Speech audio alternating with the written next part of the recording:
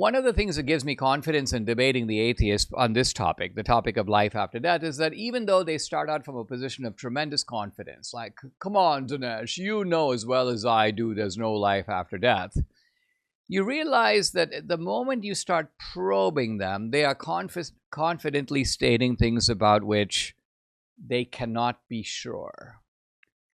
Think about it. How is a Michael Shermer or a Hitchens, the late Christopher Hitchens, who, by the way, probably knows for sure right now that there is life after death, but when we're arguing about things in this world, how can they be sure about something that there isn't?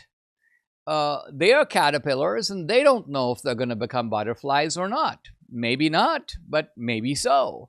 So on what basis can they confidently and emphatically say, no, it is not so? I know for a fact that what you're saying comes on around the corner is not around the corner. They don't know. And so as a result, this uncertainty allows you to probe them, get them to admit things that they don't really know, and maybe open their mind to other possibilities and to persuasion by rational argument.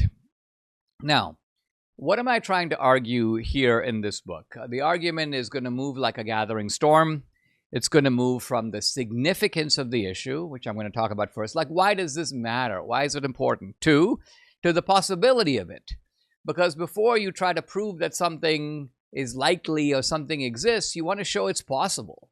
There are certain things that are simply not possible. They can be, in a sense, written off. They can't happen. And if life after death is impossible for some reason, let's say, for example, we are entirely made of material stuff. And this material stuff, we know for a fact, dissolves, disintegrates, gets destroyed, gets deposited right back into the ground. And that's it. If that's all we are, then life after death would seem to be impossible. So I have to show first that it's not so. It is possible. Second of all, I'm going to show it's not only possible, it's probable, meaning it's likely. There's a high degree of confidence, a high degree of certainty that this is in fact the case. And then I'm saying that once we consider the high probability and combine it with all the benefits, I don't just mean philosophical benefits, I also mean practical benefits of believing in life after death, I say, listen, that's enough. That's enough to go for it. Now, I cover a bunch of fields in this book. I'll cover a little bit of brain science, physics, biology, psychology, history, philosophy.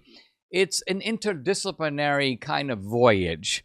But I have to do this because I'm proceeding sort of like a district attorney in a case where there are no eyewitnesses. Obviously, I'm not going to say that we can experience life after death the way you experience like your 30th birthday. Life after death, we need a circumstantial case. And the DA, for example, in the example I'm giving, the DA is not an authority on ballistics, handwriting analysis, DNA. You pull in kind of expert testimony when you need to, but what's your job as the DA? To put the pieces of the puzzle together to make a coherent case to the jury. So in this book, you are the jury. I'm going to assume that you're a pretty smart guy, but you don't know anything about these topics. So it's my job to explain them, to make it clear, to help you to fully understand. Now, recognize that at times you're going to be sort of on a little bit of an untrodden path. You're like, where are we going? Don't worry about it. It's my job to show you where we're going and to take you there.